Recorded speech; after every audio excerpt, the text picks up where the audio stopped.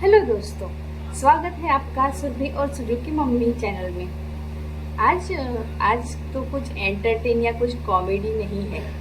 आज है तो बस शांति, समाधानी, इस पर ही हम बात करेंगे आज। क्योंकि आज अशोक सम्राट की जयंती है।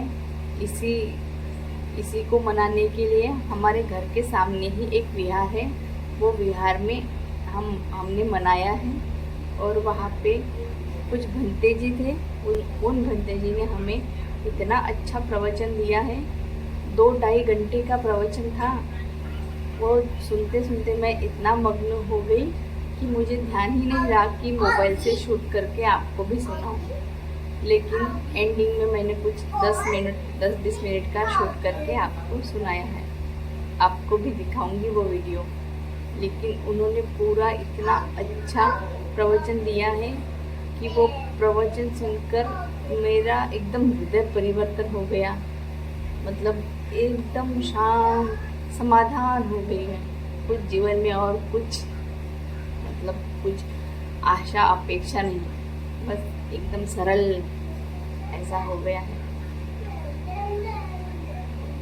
आज देखिए, आज है सम्राट अशोक की जयंती और कल है रामनवमी। तो लोगों ने कितना धर्म अलग अलग करके रखा है, लेकिन ये सब भगवान का रोल तो एक ही है कि आप हिंसा मत करो या कुछ क्राइम मत करो। सब भगवान यही बताएंगे। फिर धर्म अलग अलग क्यों करते हैं लोग? तो इसी बात का भी हमें प्रवचन दिया है भट्टे जी ने। अब मैं वो आपको सुनाऊंगी, डालती हूँ मैं ये वीडियो।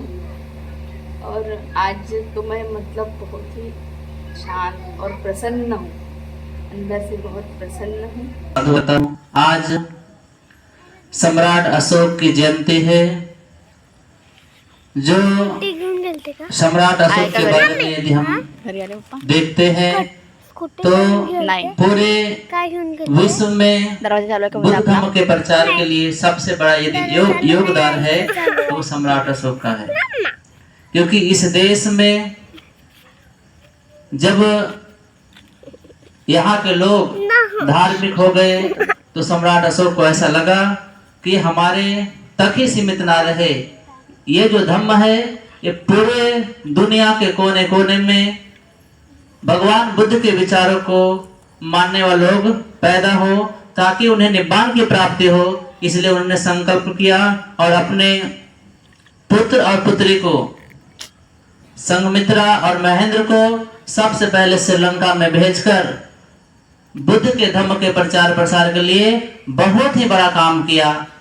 दूसरी बात, इस देश में जितने भी शिलालेख हैं, जितने भी स्तूप हैं, आप देखेंगे तो सभी सम्राट अशोक के काल का दिखाई देता है। जितने भी शिलालेख हैं, चाहे आप कन्याकुमारी से लेकर कश्मीर तक चले जाएं, उत्तर से लेकर दक्षिण और दक्षिण से लेकर पूरब, किसी भी कोने में आप भारत के कोने में देखेंगे तो वहां पे सम्राट अशोक ने जो शिलालेख का निर्माण करवाया है, जो भगवान के 84,000 धर्म स्कंद थे, उन स्कंदों पे उनके विचारों को, जितना 84,000 धर्म स्कंद को 84,000 स्तूपों में बनाने का जो काम किया है, इतने बड़ा सम्राट अशोक का क्या है, जयंती है। बहुत ही हर्ष की बात है। क्योंकि सम्राट अशोक राजा तो थे ही, पर कैसा थे? धार्मिक राजा थे। इसलिए उस काल में सम्राट इसके रंग रूप गुण धर्म के अनुसार ठीक ठीक जानते हैं तो आपकी दृष्टि सम्यक है, अन्यथा आपकी दृष्टि कौन सी है? मिथ्यादिष्टि। मिथ्यादिष्टि यानी झूठी धारणाओं में आप जी रहे हैं। तो कैसे जानेंगे कि ये असल में क्या है? पानी किससे बनता है? पानी को बनने के लिए 2 चीजें चाहिए। कौन कौन सी हैं? हाइड्रोजन और ऑक्सीजन। अगर इसमें से एक भी चीज हटा देंगे तो क्या पानी रहेगा? तो क्या कहते हैं इसको, पानी को? H2O। अब दुनिया के किसी भी देश में जाके कहिएगा कि मुझे H2O चाहिए, आपको पानी मिलेगा, है ना। तो इसको कहते हैं सम्मा दिट्ठी। ये कौन है? हैं? क्या बोले? थोड़ा तेज, ये कौन है? थोड़ा तेज बोलिए। किसने बोला ऐसा? किसने कहा है कि वो बुद्ध है? वो तो जो है फाइबर है, देख लीजिए चेक करके, फाइबर है, ये फाइबर है, वो फोटो है, किसी चीज की बनी है। तो मैंने आपको बोला था सम्यक दृष्टि किसे कहते हैं? जो चीज जैसी है उसको उसके रंग रूप गुण धर्म के अनुसार वैसा ही जानना है, जैसी वो है, कोई दूसरा विचार नहीं रखना। तो हमारी दृष्टि क्या होगी? सम्यक। मैं कौन हूं? मैं कौन हूं? बोलिए। नहीं, मैं 5 स्कंद हूं।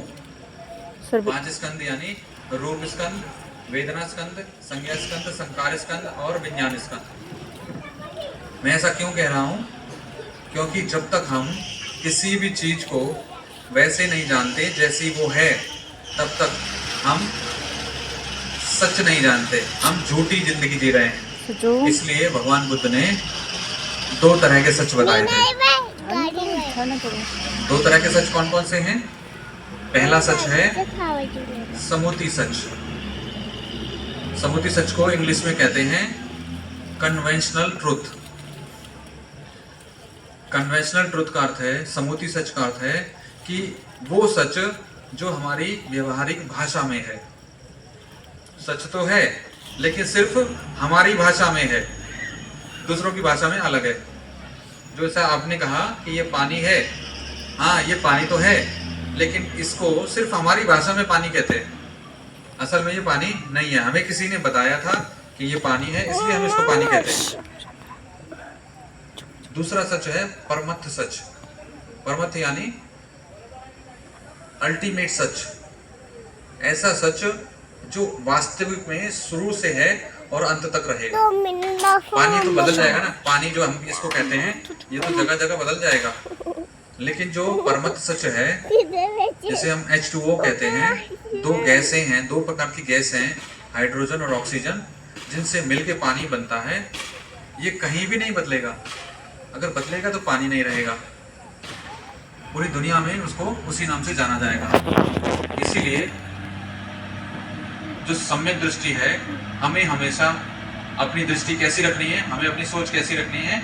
जो चीज जैसी है उसको उसके रंग रूप गुण धर्म के अनुसार ठीक ठीक वैसा ही जानना है।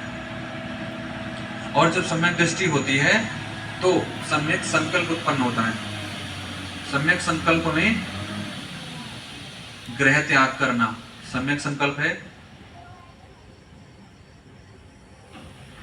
कैसे संकल्प लेना?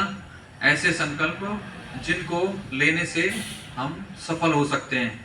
भगवान बुद्ध के समय की घटना में भगवान बुद्ध जब सम्यक संबोधि के लिए प्रयत्न कर रहे थे तो बहुत चीजों ने उनको परेशान किया। मार की 3 बेटियां आई, आंधी तूफान, बहुत परेशानी आई, लेकिन बुद्ध ने सम्यक संकल्प किया, सिद्धार्थ ने सम्यक संकल्प किया कि चाहे मेरे शरीर के टुकड़े टुकड़े क्यों ना हो जाएं, मैं यहाँ से नहीं उठूंगा। और उन्होंने सम्यक संबोधि को प्राप्त किया 528 ईसा पूर्व वैशाख की पूर्णिमा को 3 पहर में। तो जब हम ऐसा संकल्प करते हैं तो हम अवश्य सफल होते हैं।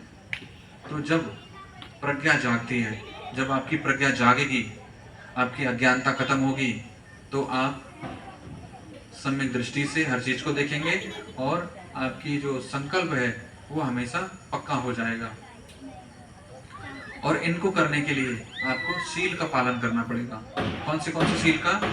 वचन के शील का, काया के शील का और आजीविका के शील का।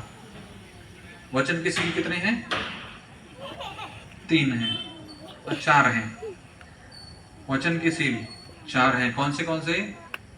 मूसावादा, वेरमणि, पिसुनावाचा वैरमणि, हरुस्सवाचा वैरमणि, संफपलापा वैरमणि, झूठ ना बोलना, चुगली ना करना, बुराई ना करना